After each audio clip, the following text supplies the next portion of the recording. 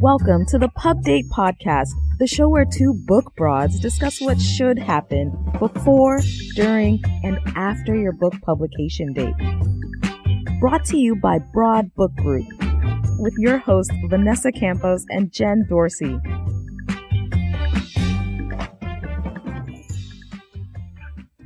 Hello, everyone. Welcome to another episode of the Pub Date Podcast. Hi, Jen. How are you doing? Hi, Vanessa. I am great. Happy Friday. How are you? I'm happy because it's Friday.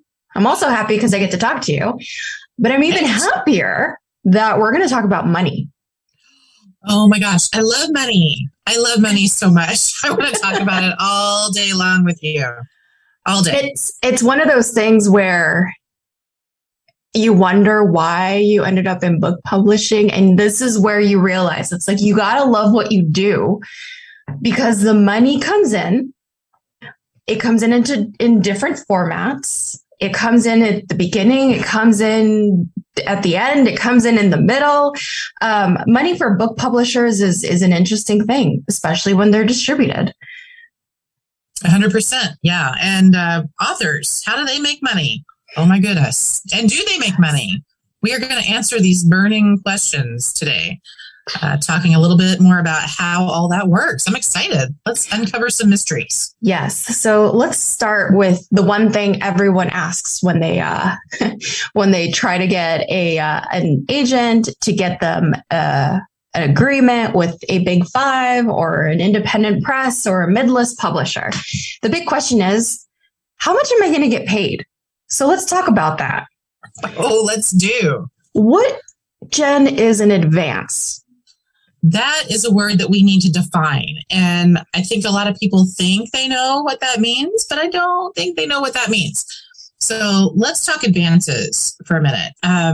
That's probably the word that you hear the most when you talk about the topic of how authors get money and how you can make a living writing books. So an advance is exactly what it sounds like. It's an advance payment against potential sales of your book. So when you sign with the publishing house, whether it's a very large publisher or even a small independent, you're going to get some money up front for your book. And this can range. I mean, the range is huge. The range is from $500 to $20 million, right? Right. It's all over the place. But I want to temper. Let's tamper with it too.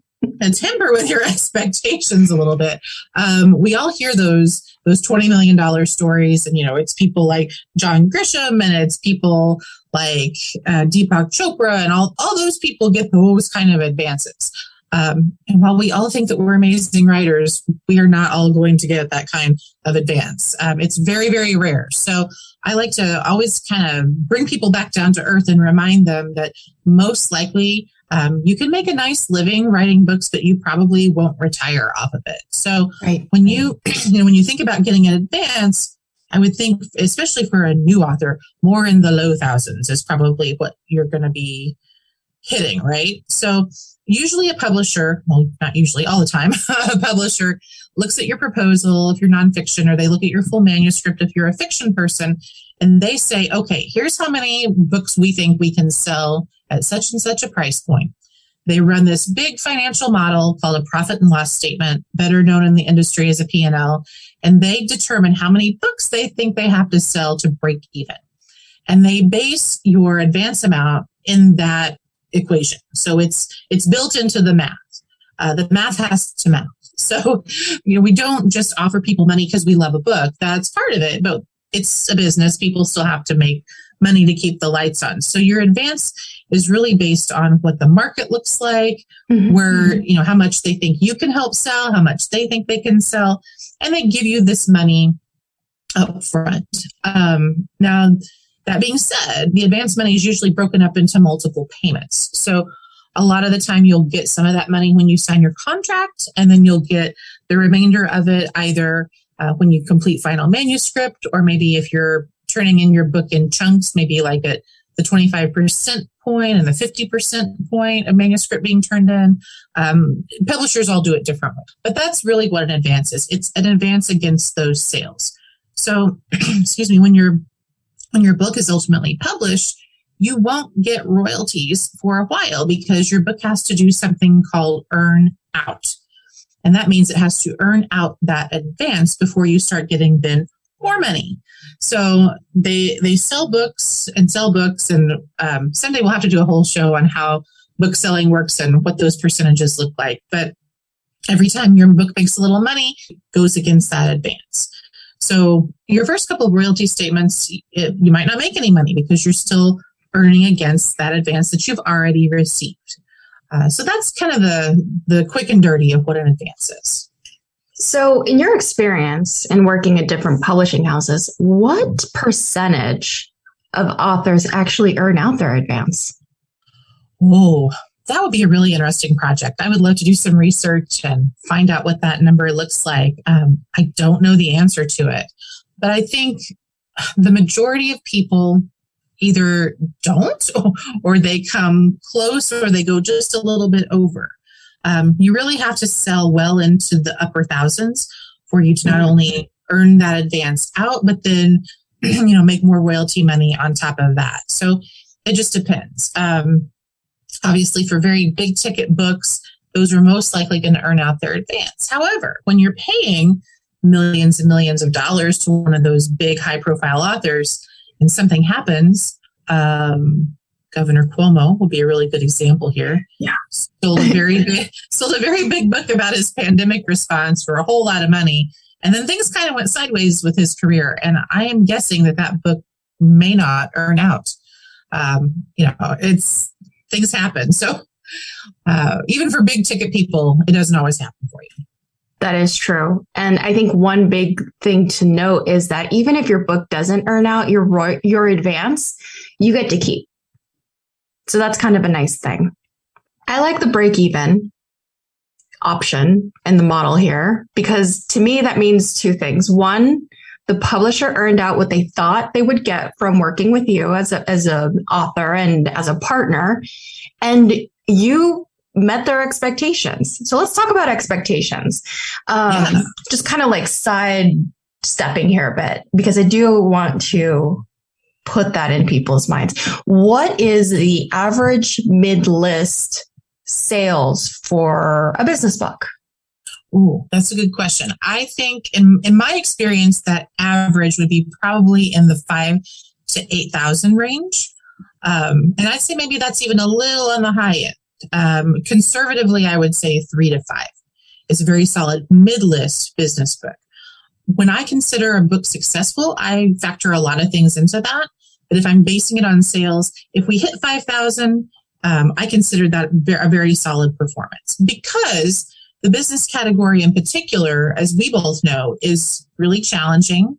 It's a very flooded market. There's a lot of the same out there in the business book category. So you have to really find your niche and have a unique selling proposition and a unique voice to stand out among all of these leadership books that are all saying very similar things, right? So that's always what I consider a success. What about you? What do you think? Yeah, I was going to say something like that. I'm not a gambler, which is always a thing where it's like when you start looking at book publishing, it's a little bit of a gamble. So I like to stay very conservative. I think the $3,500, $5,000 quantity mark is a sweet spot for me. And I am so happy when we hit that. Now, when we hit that, are we saying $3,500 in the first 30 days, 90 days, lifetime of a book? What does that P&L look at, really? Yeah, I mean, everyone's P&L looks different because we all use different modeling, but I usually look at like the first print run and second print run, which really ideally takes you through the first maybe 18 months. So if we do that 3,500 in year one, I'm super stoked. I'm super happy about that, because usually as you go back, as the publisher goes back to print more books, those print runs tend to shrink over time. So let's say publisher does a 5,000 run for the first print run. They print 5,000 books. The second time they might, based on the modeling of how quickly the rate of movement, which is a fancy way of saying how quickly the books are selling, works. They might dial it back and maybe do 4,000 on the next print run, and then 3, and then 2, until it ages out a little bit. Right. So you bring up a good point, and I realize that we need to talk about the types of royalties based on the formats, aka a print book, a paperback print book, a hardcover, an ebook, an audiobook, foreign rights, translations, subsidiaries. All of these things are part of that major agreement that you work with on and negotiate with the publisher. So right now, the numbers that we're talking about the physical print, right? Right. And that's just part of the pie. That's a piece of the puzzle. And I would say that it's the biggest piece of the puzzle. That's the one where we're betting our P&Ls and our break evens on. Right. So how should an author look at these additional formats? So I call them additional, but it's like the cherry on top, the ebook, the audiobook, the foreign rights. Yeah, absolutely. So in my experience, the print versus ebook breakdown is usually about 70-30. That's pretty consistent across the entire industry. So if you look at a publisher's entire catalog and how much print they sell and how much ebook, the breakdown will almost always mirror that pretty closely. So I think when you're thinking about your own book, you can think in those terms too. So let's talk about it. Print royalty is the first thing on the top of people's minds. Some publishers will do a flat rate royalty for the whole life of the book, like 15%. Some publishers will stagger it based on your sales. So they'll say, okay, we're going to give you 10% for the first 10,000 books you sell. When you get to 10,001, we'll crank it up and make it 12%. And then let's say you hit 20,000. At the 20,001 book mark, then we'll crank your royalty for those books up to, say, 15. So you can either do a flat rate or a staggered rate like that on print. So that's that. Why don't you tell me about ebook and how that's different? Because I know you know. I know. And I love ebooks for so many reasons. One, it's environmentally just better for everyone. Everyone has their preference and device, but ebooks tend to be about 25% in terms of royalty across the board. There is a conversion fee. So we take your print files and then we go through this fancy process to make an EPUB file that makes it reader friendly for all devices. There is still a cost associated with ebooks. And I want to make that very clear because everyone thinks it's just a PDF and it's not. Nope. There is a lot that goes behind making sure that your ebook is going to read correctly, that it's dynamic or static, depending on the type of book that you're doing.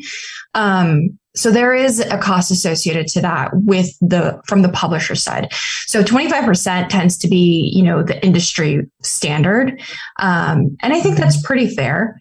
I like to think of, and you're right, 70-30 is the break for print and digital, but I like to think of the ebook as your loss leader because, you could do a lot with an ebook. It's easy to deliver anywhere and everywhere.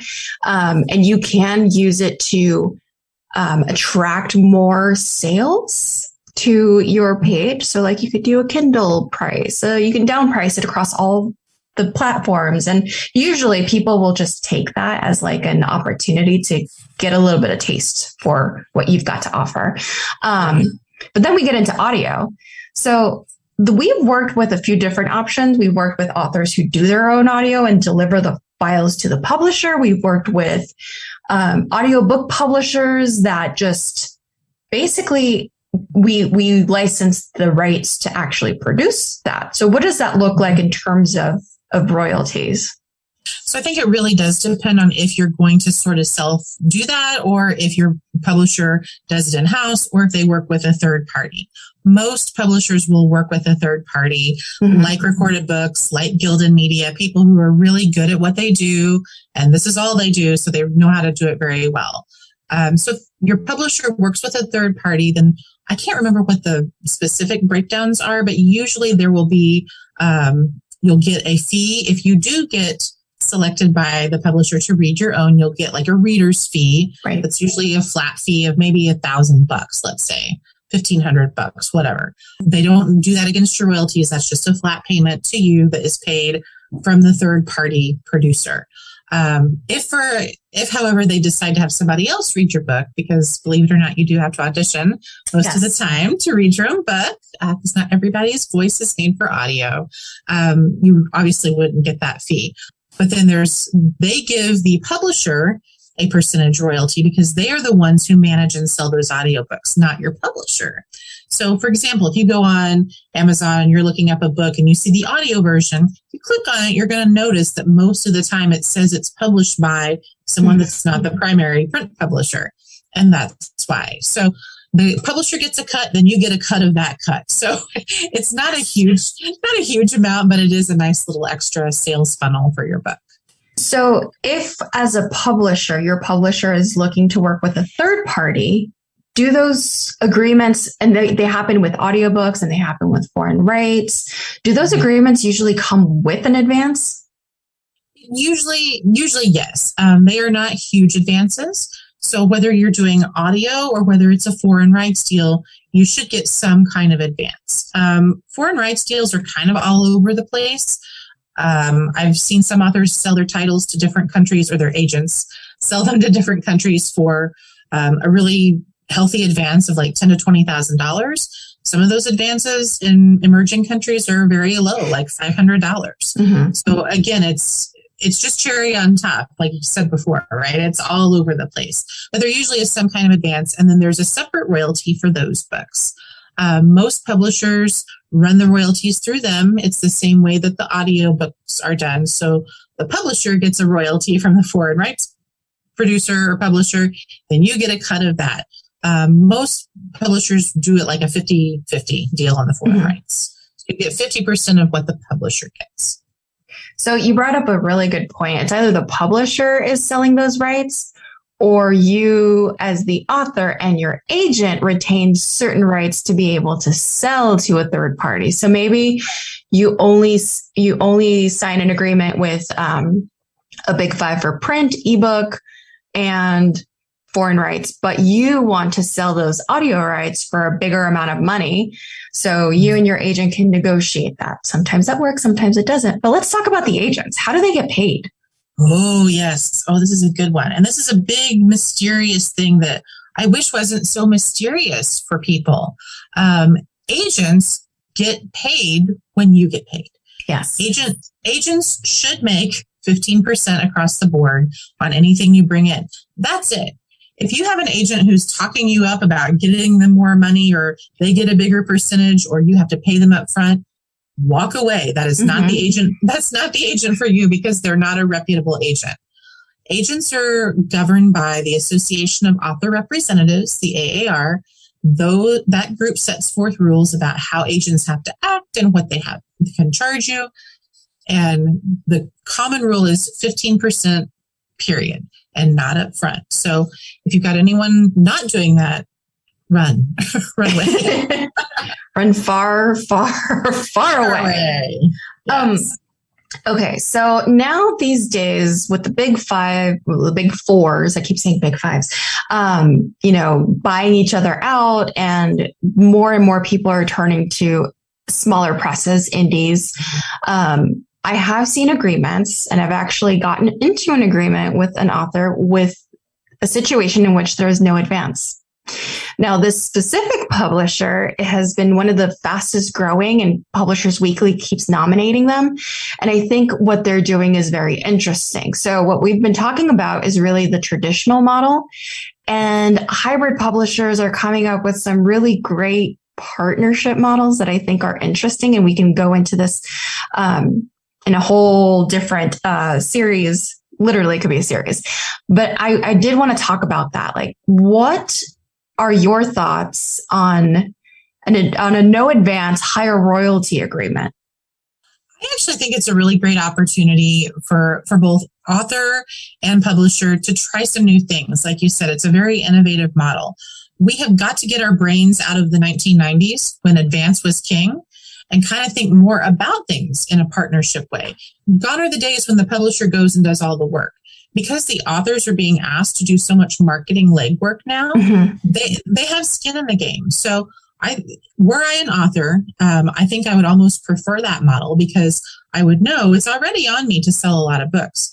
So I would really rather get a heftier royalty on the back end than to get my little $2,500 or $5,000 now, and then no one puts a lot of work into it. So the hybrid models are really low or no advance, but much higher royalties on the back end. And we're talking, for the print at least, but anywhere from 25 to 50% royalty.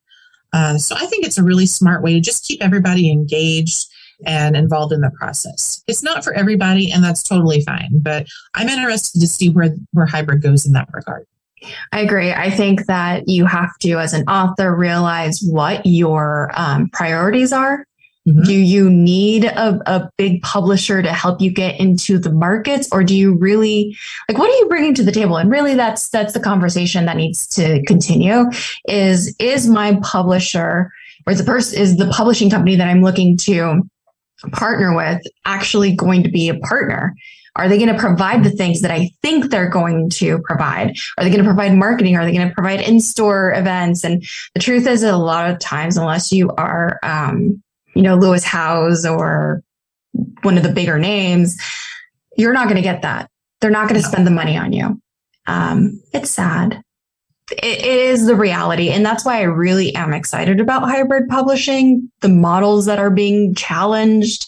I agree. I would definitely take no advance up front because I was going to write the book anyway and start earning royalties on my first sale. Yeah, absolutely. And, it puts skin in the game. So it's all good. Yes. So next time that we have another mailbag, I think we need to talk about all the lawyer questions. Yes, because you cannot talk money without talking lawyers because they are always involved. Always. Let's talk contracts next time. I would love to do that. All right. Well, thank you so much, Jen. I really enjoyed picking your brain. Thank you. Likewise. See you guys next time. Thanks so much to our producer, Paul Roberts, and Emily Carpenter-Pulskamp. Have a great weekend. Bye. We hope that you gained some valuable insights into the world of book publishing. Head over to broadbookgroup.com to learn more about us and all our services. And be sure to check out all our social media at Broad Book Group. Until then, keep publishing.